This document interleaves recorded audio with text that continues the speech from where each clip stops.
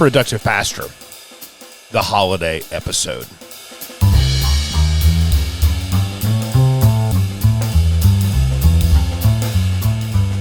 So this week I was like hurrying along, getting over the sinus infection that would never die, finishing up all this kind of stuff, and stressed about this week's episode because it's coming out on Thanksgiving Day. I'm going to be with family, all that, and I realized, oh my goodness, the holidays are the perfect time for us to lose ourselves, to lose our families, and also just to lose ministry and all that kind of thing. So we need to have a holiday episode and talk about that, my friends, and that is what we're going to do today. We're going to talk about the do's, the don'ts, and a place to grow. But before we jump into that, I've talked about this a little bit in the last few episodes and in the emails, but I am booking out my 2023 coaching for the first few months of the year. My rates are going up, but I would love to lock you in now for that. And so you get my 2022 pricing. You'll be booking time in 2023.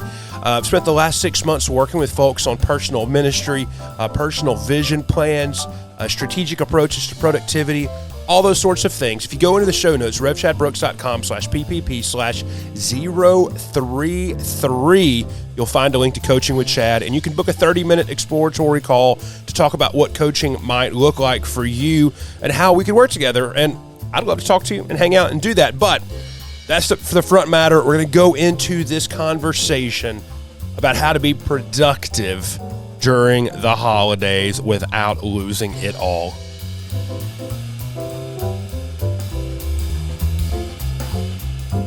So, 3 things. We're going to talk about do's, don'ts, and we're going to talk about grows. So to jump things off with the do's, I really feel like we should segment this off into work and not work.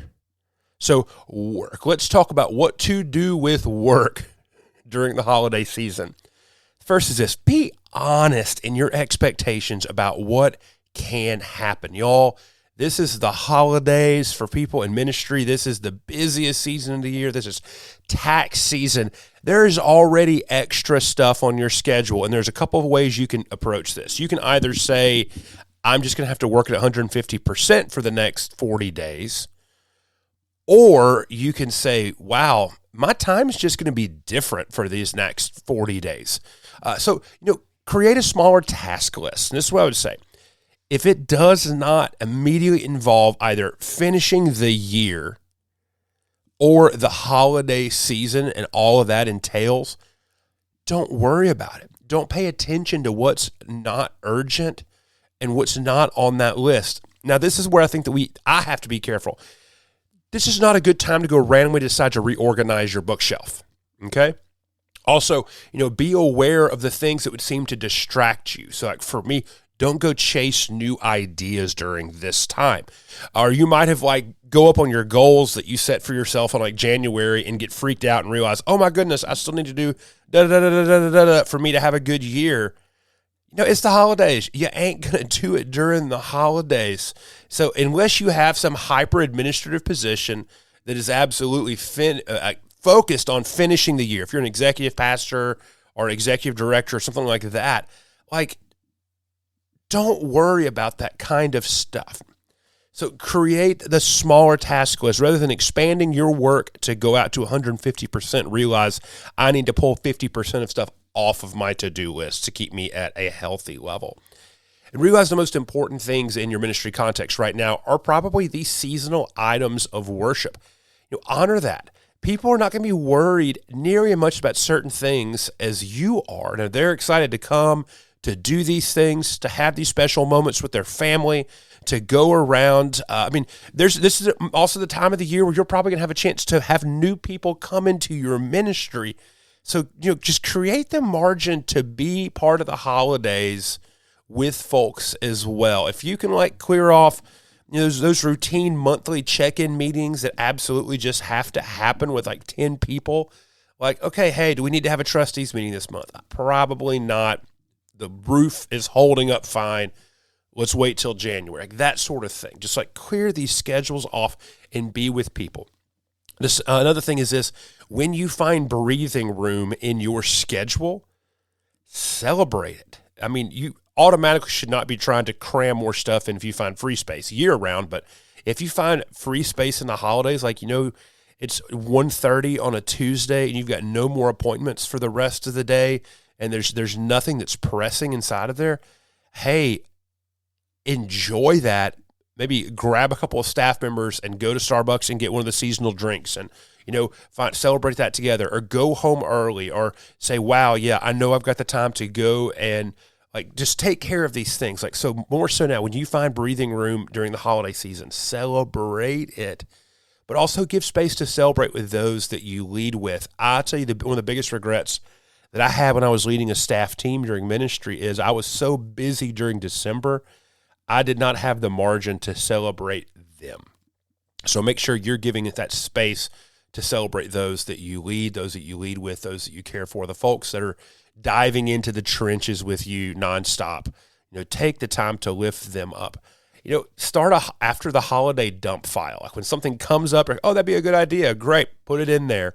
Then get to it in the new year. Unless it is just mission critical to the church, if it doesn't live inside of this, just the holiday idea of Advent and all the stuff that comes with that and everything, just let it come up in January. Just trust me. It's going to make your life a lot easier. So the things to do that are not work, be home. Respect the folks that you live with. You might want to sit down and decide, okay, this is how many nights I'm going to be home a week with my family. Honor that and defend it. Don't let work creep into that.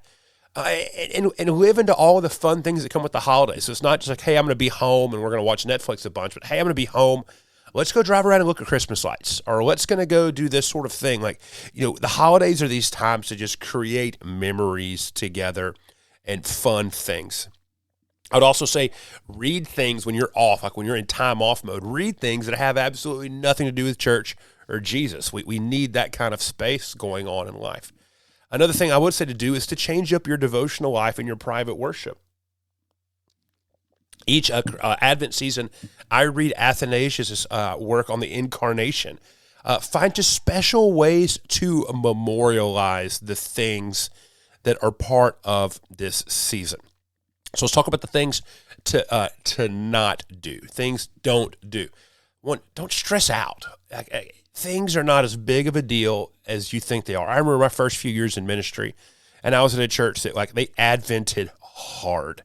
I mean, there was something going on special every single week, and I drove myself to this such a level of perfection that I had a cold during 3 Christmas Eve services, and I had to go vomit in a bathroom as I was running from one service to the other, because my body's favorite party trick when I'm tired is to get sick. I stressed out about wanting every single little thing to be perfect, because when I was a kid, I remember Christmas being perfect. And there's a lot of stress. There's a lot of importance that should be put on these services. There's that sort of thing. But if you've got a really busy schedule, dedicating that level of focus is going to wear you down, and you're going to miss out on all the amazing things that are going on. If you're very literal in your worries right now and stressed out about what the holiday season means, think about how you're Clark Griswolding with your expectations. That you put a high expectation on everything, and you're to the level of high expectations you place on stuff might be to the level that there is the actuality that things are going to crash down and fall on top of it. So just think about that. The pastor I grew up with as a kid preached a sermon one year called "Don't Surrender Your Christmas." And it's so easy for us in ministry to surrender our Christmas and to make our families, or for our families to then have to surrender their Christmases as well. In fact, I really did not like Christmas for a long time because of just all the things. And it's been in the last 5 years since I've turned into a Christmas person. Let me tell you what, I'm hardcore. I'm not allowing any holiday music to be played till after Thanksgiving. Just picking out the music for this episode, I felt like I was breaking my own personal rules. But let me tell y'all what, Friday morning, it is game on. And I've had to do this, and what I've done is I've created the mental space besides the work side of the holiday and also the personal, but also the serious side of the holiday and the fun side of the holiday. For me, it's like Advent and Christmas. It's Handel's Messiah and Robert Earl Keen's Merry Christmas from the Family, the absolute best non-sacred Christmas song ever. But don't sacrifice those you love on the altar of ministry during this season. And the last space here is this idea of growing. Find a new thing to enjoy this holiday season and each holiday season. It's kind of part of the expectation of what you look forward to when you come into the holidays. I'm gonna learn to do something new, or I'm gonna enjoy a new thing. There's a piece of this that's going to become a part of my life that I want to. And there's a level of expectation that we have there. There's a level of waiting, of fun that we have there. I encourage you to find something to cherish this holiday season. Find a thing that is just important to you and that you just kind of keep your eyes on and you focus on, that sort of stuff. I love nativity scenes, and nativity scenes were a thing that developed in the last few years to where it's just a part of the holiday that I just cherish, is that story and that way that we memorialize the birth of Jesus Christ by the things that we cherish. The next thing is to find something to start doing new. I think this could be a silly thing, like say, hey, this year I'm going to learn to make a certain kind of pie, or I'm going to do this. And all these things are ways to draw in these people that we love together during the holiday season that we can do. And the last thing is this: as a leader, let's take advantage of the time to be playful with the holidays right now. Nobody wants like the humbug. Oh, well, that's an Advent song, and that's a Christmas song. We can't sing that on Advent too because it just wouldn't be proper. Like, chill out. People want to see us enjoying the holidays. Folks are waiting for the holidays. There's some folks where the holidays are really, really tough, difficult times, and us finding ways to celebrate that. I think back to, and I think this might be part of it.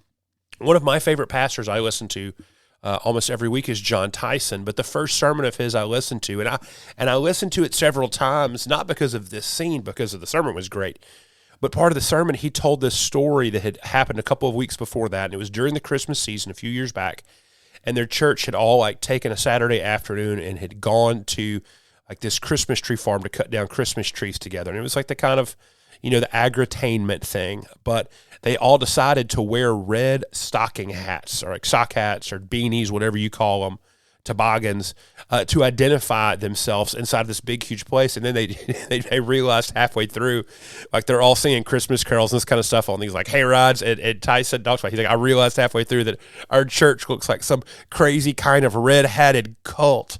It's just telling the story about the church being there and the church doing that and him laughing about it and all this sort of things. It humanized the celebratory fact of the leader. And that just really struck out to me. And so last year, one of the things I started doing, because it's people want to see me having fun in the holidays, me enjoying this time. And I'll be honest with you, last Christmas was a difficult time for me mentally. Super, super difficult time for me mentally. But I was like, no, I need Advent. I need Christmas. I need both of those things. And so last year, every single day, I added a song to a Christmas music playlist, and I shared it on Facebook, and the playlist was done on Spotify. And it was this way for me to celebrate all of the multiple emotions that are going on in the holidays with those around me. So find something to start doing, but find a way to lead in your own holiday journey with those that are around you. Because it's important for us to be human and real during all of this. So the holiday episode. And as I'm doing this, I'm literally going to stop hitting record, and I'm going to go leave and take my brother-in-law and my nephew deer hunting. My holiday starts the moment I hit the button.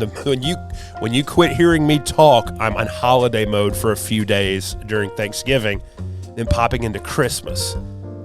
But, my hope and my just the focus with this episode really is, and there's going to be great ideas. Well, let's pop on the Productive Pastor community. Let's share the things that we do. I'm going to really focus a lot on just our own personal holiday culture and that group over the month for us to share together. But don't lose this time that you have.